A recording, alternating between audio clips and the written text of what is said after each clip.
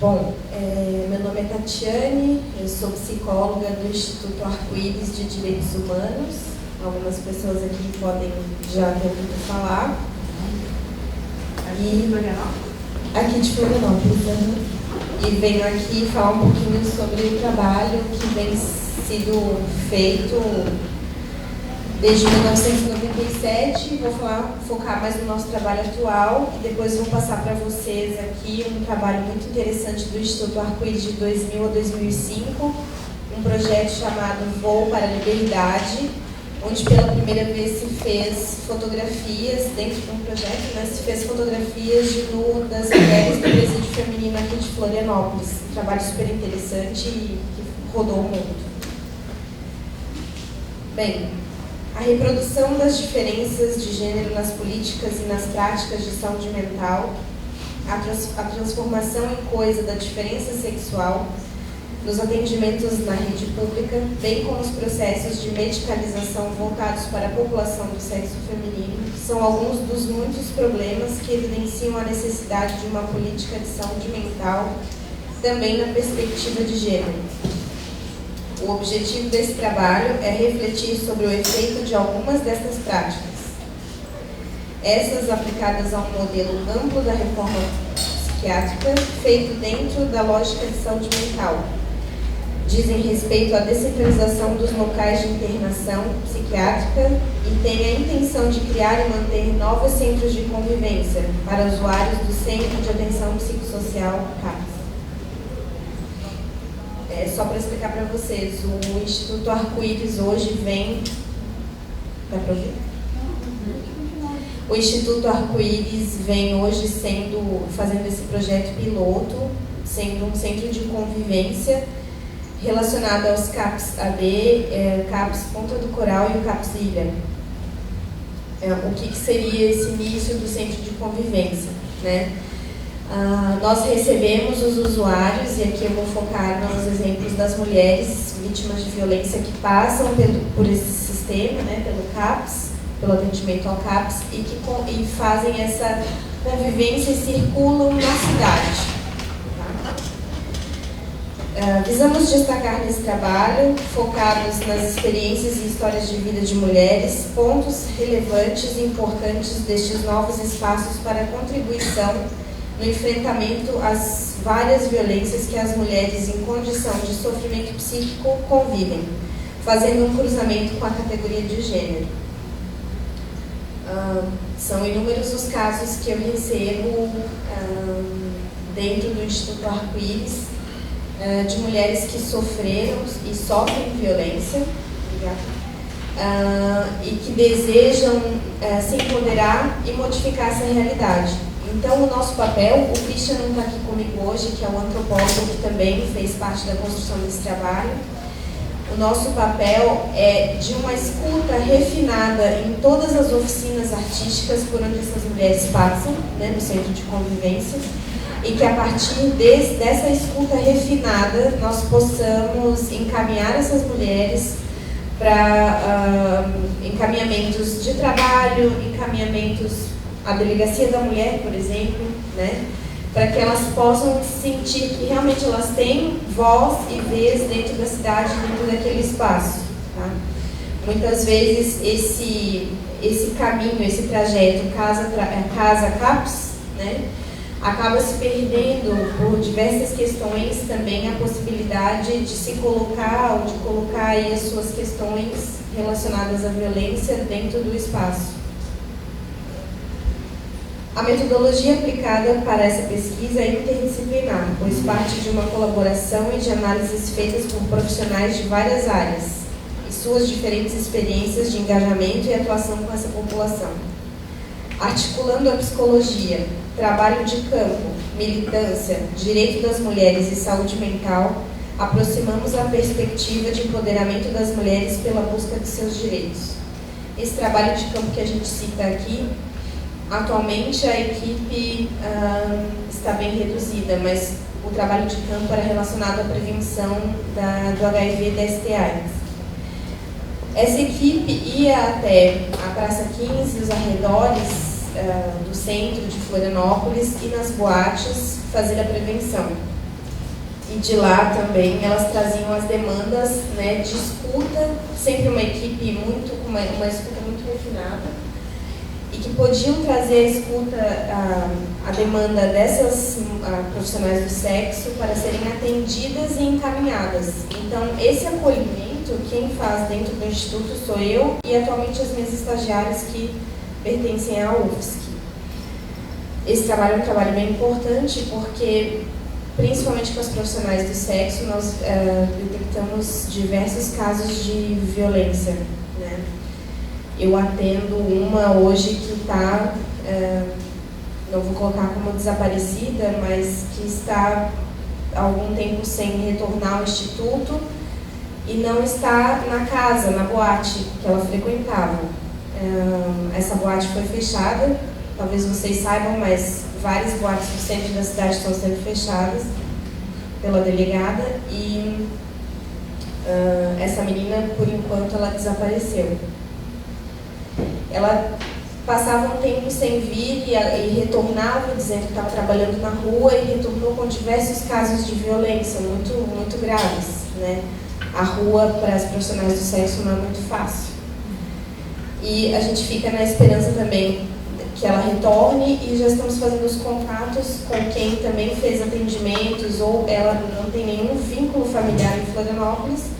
Estamos tentando fazer aí também algum contato que a gente consiga recuperar esse vínculo, né?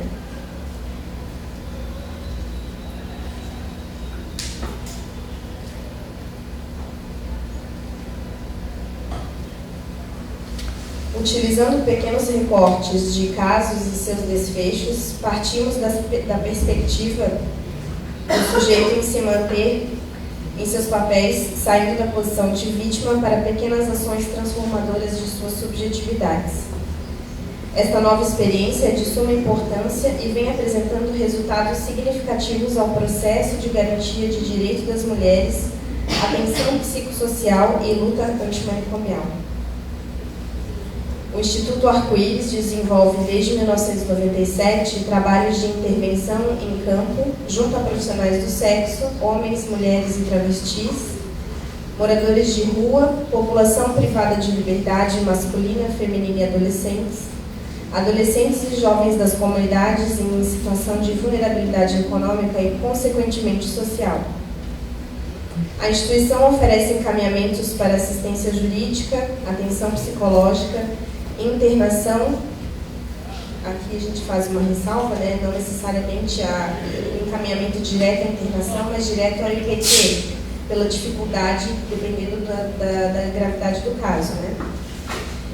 E serviços de atendimento à dependência química nos CAPS AD e UFSC.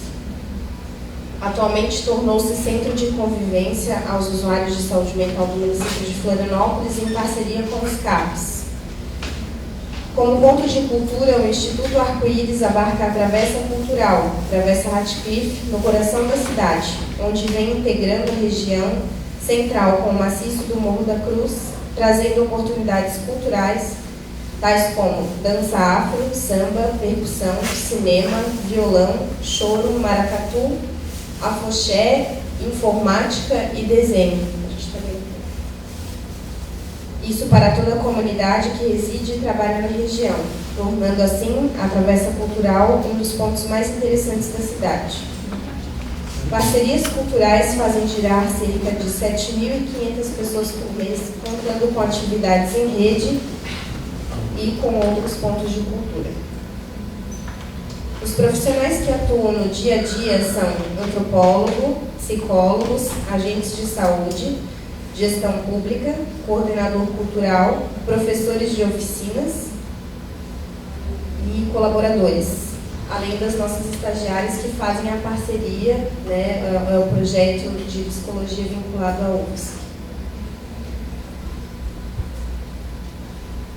Sob a perspectiva de empoderamento da mulher e busca de seus direitos, o Instituto Arco-Íris vem atuando com mulheres em tratamento psicológico e psiquiátrico da rede pública junto aos CAPs, no sentido de inseri-las no mercado de trabalho, seja por encaminhamento a cursos ou agências, ou mesmo com a possibilidade de montagem de pequenos negócios. sendo protagonistas de suas próprias vidas e desejos, e orientações e encaminhamentos acerca dos seus direitos como cidadãs em situações de violência doméstica, física ou psicológica. Nesse processo, essas mulheres podem desejar e escolher. Elas são livres. Pequenas ações transformadoras. Eu vou tentar citar o mais rápido possível aqui, pelo menos 2 vinhetas, para ilustrar, 2 recortes para ilustrar um pouco do nosso trabalho. Ellen tinha 5 anos quando percebeu o que acontecia com o seu corpo, marcado, não só pelo cigarro do padrasto. Jurou vingança. Casou-se 10 anos mais tarde com P, com quem teve 3 filhos. Não queria ter sido mãe, mas foi. Apanhou, mesmo grávida, prestes a dar à luz, e apanhou muito. Agora, de vez em quando, apaga e conversa com os mortos.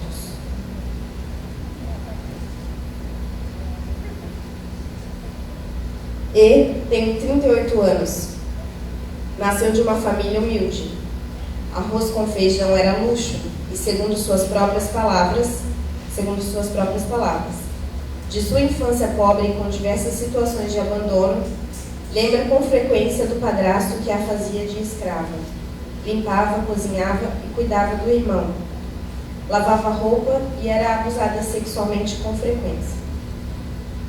Essas são 2 vinhetas de casos. Infelizmente a gente tem pouco tempo aqui, mas nem todos os casos que passam pelo Instituto Arco-Íris, como eu dei o exemplo dessa profissional do sexo, a gente tem um final feliz, né? Mas na medida do possível a gente consegue orientar essas mulheres e empoderar essas mulheres para que possam ser donas, né, dos seus desejos. Essas aqui, as 2, infelizmente, elas iam e voltavam e infelizmente se desvincularam do Instituto, mas até o momento em que frequentavam o Instituto, nós conseguimos fazer com que essas mulheres tivessem uma outra visão, que pudessem escutar outras mulheres e que pudessem também fazer amizade com outras mulheres dentro do baile que a gente tem, que acontece toda sexta-feira no CAP, que é o baile do CAPS, podendo fazer parcerias, laço social com outras mulheres que também sofreram violência e que também possam compartilhar as experiências e se empoderar, né, para que possam não se calar nunca mais. Obrigada. Boa tarde, eu sou Maria do Rosário, a Judizele, né? Nós somos assistentes sociais, né? Atuamos no Hospital Universitário, né? Nos setores da maternidade, que compreende a triagem obstétrica, centro obstétrico, internação ginecológica, alojamento conjunto, a unidade neonatal e também a pediatria. Nós, né, trazemos agora, nesse momento, para vocês um pouquinho da nossa experiência de trabalho, né, experiência de atuação. E antes da gente continuar, só para fazer uma justificativa aqui em relação ao atendimento à mulher em situação de violência sexual, né, que o HU ele é um hospital de atendimento geral, e nos casos de violência sexual ele atende também os homens, né, em situação de violência, e também as crianças. Mas como nós atendemos nas unidades, que prioritariamente é do público feminino, o nosso atendimento voltado às situações de violência sexual é para as mulheres, né? Então a nossa experiência vai tratar justamente desse recorte, tá? E para nós falarmos sobre situação de violência sexual com as mulheres, né, é importante nós sabermos que esse tipo de atendimento é disponibilizado a partir de todo um contexto existente, né, de lutas, né, de debates, que vem também de um contexto sociocultural construído, né? Então, trazer aqui muito brevemente, que já foi debatido um pouco aqui nas outras apresentações, né, que essas discussões sobre gênero e violência, elas estão inseridas dentro desse contexto, né, da desigualdade de gênero, qual já fomos contemplados aqui nas outras apresentações, né? Então, a ideia que se tem, né, em relação à questão de gênero seria da desigualdade que fomenta as relações de poder, né? E que há uma construção social, né, do caráter subalterno da mulher, né? E, inclusive, do controle sobre os corpos das mulheres, né? E que isso vem, né, a partir dessa herança de uma sociedade patriarcal, né, hierárquica, né, nas relações de gênero, que aí envolve também a violência também como esse instrumento de poder, né? E aí, de acordo com a fala do Ferrer, né, citado por Lisboa, é uma ferramenta de poder e controle social para manter e perpetuar os interesses dos homens frente ao das mulheres, né, nos casos de violência. E também, historicamente, há essa naturalização da violência sexual contra a mulher, tanto no âmbito conjugal, né, quanto nos espaços públicos, né? Essa naturalização da violência sexual enquanto fato que se ocorre ali entre quatro paredes, né? E que faria parte desse contexto da relação conjugal, né?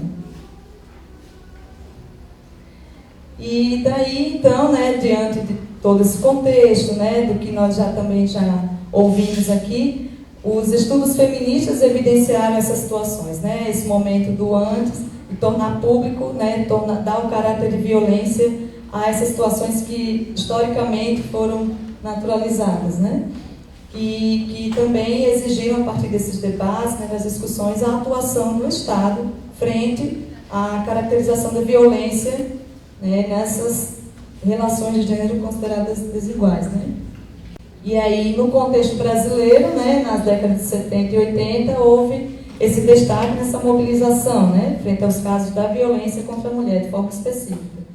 E fazendo esse resgate, né, a criação dos primeiros serviços, né, o SOS Mulher, Delegacia da Mulher, e já na década de 80 foi, né, criado o Programa de Assistência Integral à Saúde da Mulher. E, né, nas décadas seguintes, né, houve a evolução dentro de normativas e leis, né, e também a criação da Política Nacional de Atenção Integral à Saúde da Mulher, nessa concepção ampliada sobre os direitos sexuais e reprodutivos. E aí, claro que, né, essas conquistas que nós falamos um pouco anteriormente também se deram no cunho, vamos dizer assim, dos debates, né, que houve também na década de 90, né, a Conferência de Cairo e de Berlim foram os marcos, né, históricos nessas discussões, né, que tratavam dessas exigências de haver uma atenção integral à mulher em situação de violência, né, e a Convenção também Interamericana do Belém do Pará, né, já foi citado aqui também, e como já foi falado, né, da Política de Atenção Integral à Saúde da Mulher, e a Lei Maria da Penha, né, que é um marco também nos últimos anos no Brasil, né, que estabelece, né, também nessa perspectiva de direitos sexuais e reprodutivos, também na atenção nos casos de violência sexual, em que inclusive, né, exige a implementação e qualificação de serviços de atenção nos casos de violência contra a mulher. E então, né, em 2005, né, nesse período que essa transversalidade de gênero passou a haver, né, haver uma maior discussão no Brasil, né, visando a equidade, né, diante desse contexto sociocultural, histórico. Então, nessa década, a partir desse período, aqui a gente percebe uma maior implementação de políticas, né, leis e normativas, né, públicas para enfrentamento dessa questão, né. Aí o Plano Nacional, o Pacto pelo Enfrentamento da Violência contra as Mulheres, né, 2007, que houve renovação em 2011, e alguns outros, né, diante de tantos que já foram implementados, que também representam essas conquistas, né, a prevenção e tratamento dos agravos resultantes da violência sexual contra mulheres e adolescentes, aspectos jurídicos dos atendimentos às vítimas de violência sexual, né, as normativas do Ministério da Saúde, atenção humanizada ao abortamento, e a Lei 12.845, 2013, do atendimento obrigatório e integral de pessoas em situação de violência sexual, né? Que essa lei ela estabelece, né, como deve funcionar o serviço, né, de saúde e os demais nessa atenção, né, nos casos de violência sexual.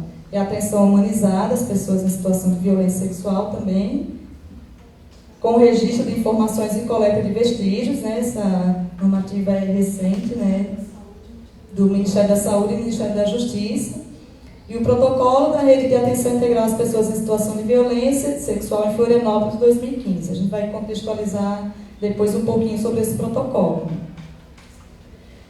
E em relação à violência contra a mulher no Brasil, né, a gente reconhece de uma maneira geral que, na verdade, se vê uma externalização maior das ocorrências, né, a partir do aumento da busca por parte das mulheres pelos serviços especializados.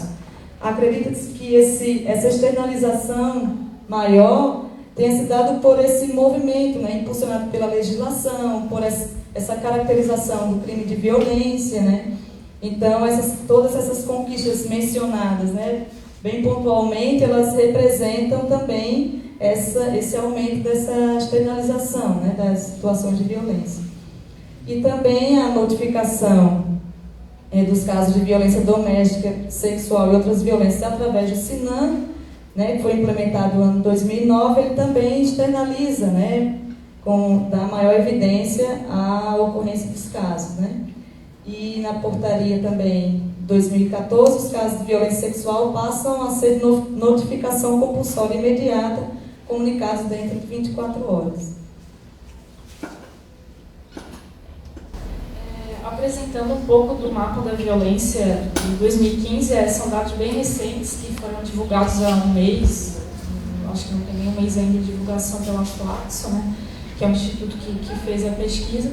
Então, assim, basicamente, né, sobre a questão da notificação do SINAM, esses dados do mapa da violência têm base nessas notificações, que são as notificações de casos que foram atendidos no Sistema Único de Saúde, né? Então, de 2014, são dados mais recentes que foram divulgados. Então, a violência física ela ainda é predominante, com 48,7%, a psicológica com 23% e a violência sexual com 11,9%. Casos notificados.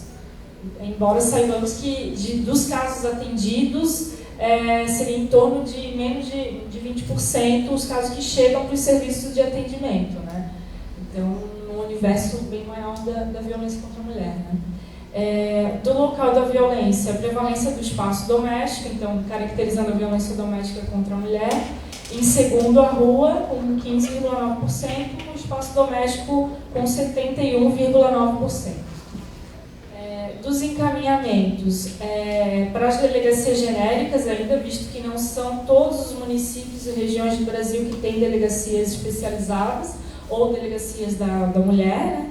Então, a maioria das vezes com 17,6% em das delegacias genéricas, 12,4% dos encaminhamentos à delegacia da mulher, e para os CREAS, né, que são os Centros de Referência Especializados de Assistência Social, 6,1%. Ainda sobre o mapa da violência, né? O nosso estado ele é o 8º no ordenamento do número dos atendimentos femininos. Então, a média no Brasil é 14,2 por 10 mil e nós estamos no 10,6 atendimento por 10 mil casos de violência, né? Então, é uma taxa um pouco maior do que uma média, né? Índice de vitimização feminina em 30% dos casos. Então, concluindo, 4,7% das mulheres em Santa Catarina já sofreram alguma violência em 2014. Então, a gente botou essa tabela para ilustrar, então, a relação com o autor da violência e a mulher que sofreu violência, então, a adolescente, né, até 18 anos, a jovem, salvo engano, até 29 anos, e a adulta. Então, com maior predominância entre o cônjuge, né? Com 34% na mulher adulta. Ex-cônjuge também aumenta em relação à idade, né? No caso, a jovem, com 12,5%. O atual namorado, a maioria das adolescentes, 9,7%. O ex-namorado, ali na jovem.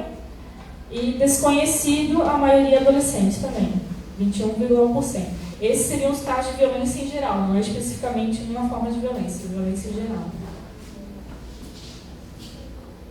Então, um pouco contextualizando do nosso trabalho no HU, o HU ele é membro da rede, que é a RAIVES, né, que é a Rede de Atenção Integral às Pessoas em Situação de Violência Sexual. O HU, inclusive, participou da implementação em 2000 dessa rede, então até hoje, né, continuamos membro dessa equipe, dessa rede, que envolve todos os serviços do município que atendem os casos de violência sexual, da assistência social, da segurança pública, o conselho tutelar. Então, o HU é um desses membros. E desde o ano de 2005, o HU começou a oferecer atenção aos casos de interrupção de gestação nos casos de violência sexual. A equipe multiprofissional, que seria a equipe da atenção, né, à mulher, no caso, seria o assistente social, a enfermeira, a médica ou o médico ginecologista obstetra e a psicóloga.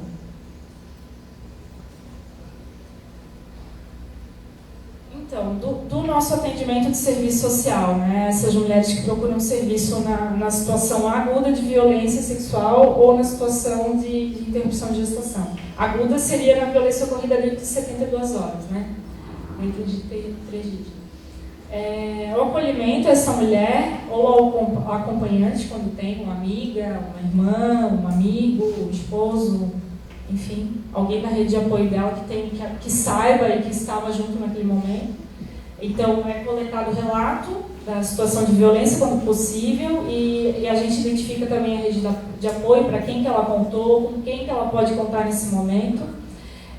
São orientados os procedimentos que vão ser realizados ali no atendimento hospitalar e a gente também frisa muito a questão da importância do acompanhamento pós-alta, acompanhamento de saúde, acompanhamento ambulatorial, né?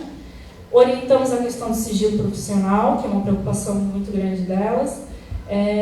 Também nessa perspectiva do empoderamento, então a gente tenta refletir com ela a importância de procurar os atendimentos na pós-alta, não só de saúde, mas também em relação à apuração dessa situação de violência, né? No caso, no âmbito da polícia e da justiça. Tentamos refletir com ela também o impacto em relação à violência no cotidiano dela, em relação ao trabalho, retomar o trabalho, retomar os estudos, que muitas vezes foi o ambiente onde ocorreu a violência. E, claro, tudo isso junto na equipe interdisciplinar, né? Então, no geral, o perfil que a gente tem nesses atendimentos, né, da situação das mulheres que nós atendemos nesse ano ainda, né? Salvo engano, já foram atendidos uns 30 casos, entre mulheres, crianças, adolescentes e homens, né? Mas o dado da mulher a gente não tem levantado ainda desse ano. Então, a idade, estado civil, maioria jovens e solteiras, local da abordagem, rua ou evento. Então, a característica que tem essas mulheres que nos procuram, geralmente são do ocorrido fora do ambiente conjugal. Embora a gente saiba que ocorre muito no contexto conjugal, a violência sexual também, mas não é comum essa procura para o serviço. Rede de apoio, revelaram até 2 pessoas próximas, alguém que soube da violência, alguém que ela pretende falar sobre. Ainda a culpabilização ainda é muito forte, sentem-se culpadas por terem permitido a situação. Medo do preconceito, do atendimento institucional, medo dessa revitimização. A maioria não apareceu com BO, não trouxe BO, não é uma coisa que é definitiva para o serviço, não é necessário. E tem uma certa desconfiança em relação à eficácia desse acompanhamento, né? Mesmo após a gente orientar sobre, né? Tem o interesse de prosseguir no acompanhamento com a rede socioassistencial, no caso serviços do CREAS ou do CREMV, né? E esse ano a gente teve algumas situações de mulheres em situação de rua, né, também.